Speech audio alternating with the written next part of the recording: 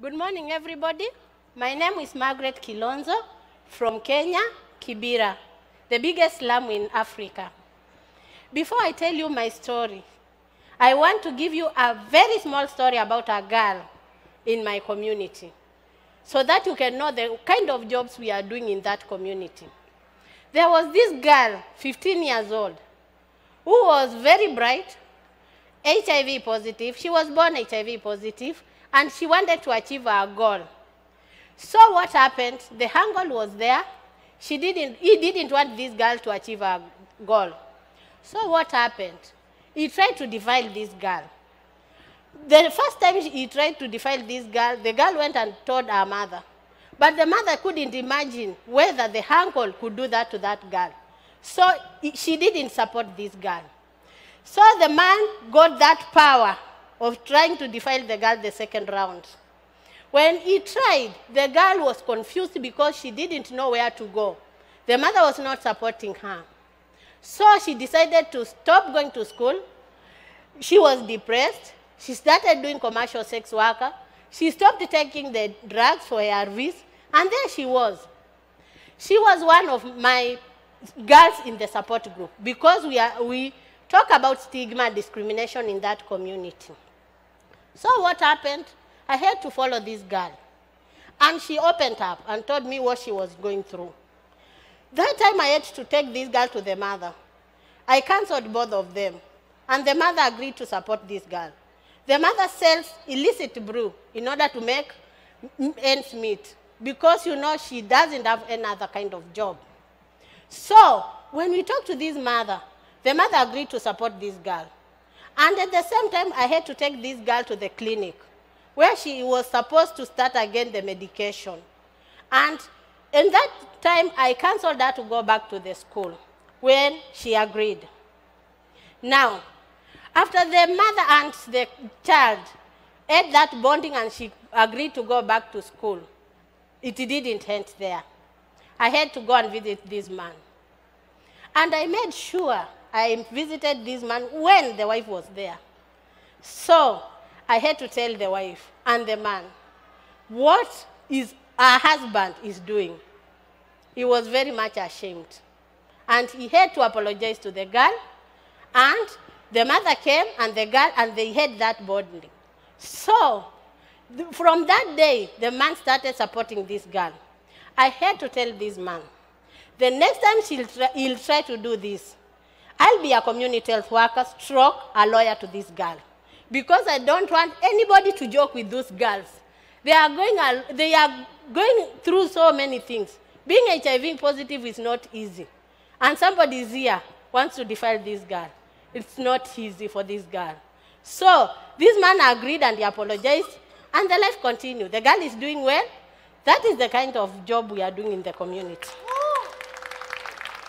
And remember, this is just one story of what is happening in the community. I have so many girls in that support group. So what we really do, we were trained as community health workers by HAMREF in collaboration with the Minister of Health. So we focus all issues in the community. We focus on preventive issues, educate the community, and also preventive. We also act as the link between the community and the health facility. In fact, nobody understands the community very well except us, the community health workers. And we have that bonding with these people. We do referrals. We know everything what is happening in that community. And remember, we are doing this job on voluntary basis. We are not paid anything. And we have that passion for helping these people. As a mother, I am a mother, and I have to balance between the community and my family. And I can't leave the community because I have the passion. I was born there. I know what they go through. And I can't allow to see what was there before I was trained as a community health worker. Because before I was trained on community health strategy, there was a lot of high mortality deaths of mothers and newborn children. Mothers used to give birth at the traditional birth attendants. And there was a lot of death, infection, because these people are not trained. But after the intervention of the community health workers, it is very rare to find a woman giving birth at the house or on a traditional birth attendant. Even the traditional birth attendants are escorting these mothers to the clinic so that they can be delivered by skilled attendants.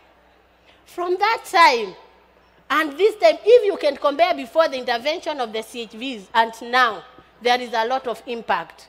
In fact, Kibera is the largest slum in Africa.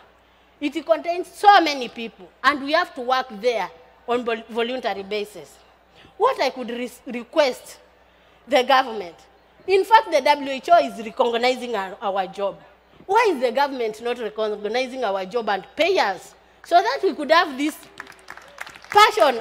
They should appreciate us and know that we are doing impact to the community. We are changing lives, and we want to achieve the goal of universal health coverage. Everybody should own their own life. We don't want people to go for curative services. People, all those diseases can be prevented at home. Why should they be going to the clinic? Everybody should own their lives. And I know we'll achieve that goal because we have that passion for the community. Thank you. Thank you very much for your personal story and all the work that you do in the community.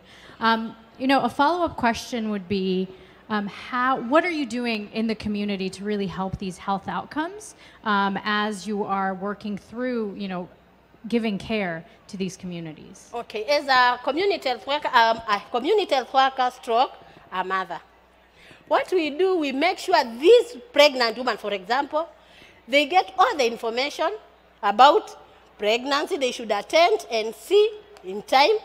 We make sure all the children which are there are immunized. We talk about sanitation because we document everything we do and we present it to our CHUs. We were trained on community strategy where we go to the household levels. And you know, community is the basis of everything. So we are there for the community. Every time we are there for the community. They call us doctors because we have that bonding with them. So we address all issues concerning health in the community level. Wonderful. And as you're supporting the community, what can we do to support you in all the important work that you're doing? What are your challenges? What are the challenges you're facing on the ground to make sure you achieve your goals and outcomes? Okay. When I started, I said we are doing voluntarism. And to tell you the truth, if you see the ratio between the men and women, women are more than men because men are not patient. They can't do this work of volunteerism. And yet these mothers are there. They have the family. Anytime they go out, they are supposed to come home with something for the children. And yet we are volunteering. We are talking about registering for health in the community, that insurance. Yet ourselves we don't have. What are we doing? Because we are not paid. We are doing voluntary work. I think they should recognize our job and give us something. Indeed, government should be working to really look at what community health workers are doing and really improving these outcomes. Yes. Thank you very much. And if anybody has ideas on how to improve community health workers in these communities, feel free to reach out to Margaret right after. Thank you so much. Thank you. Thank you. Thank you.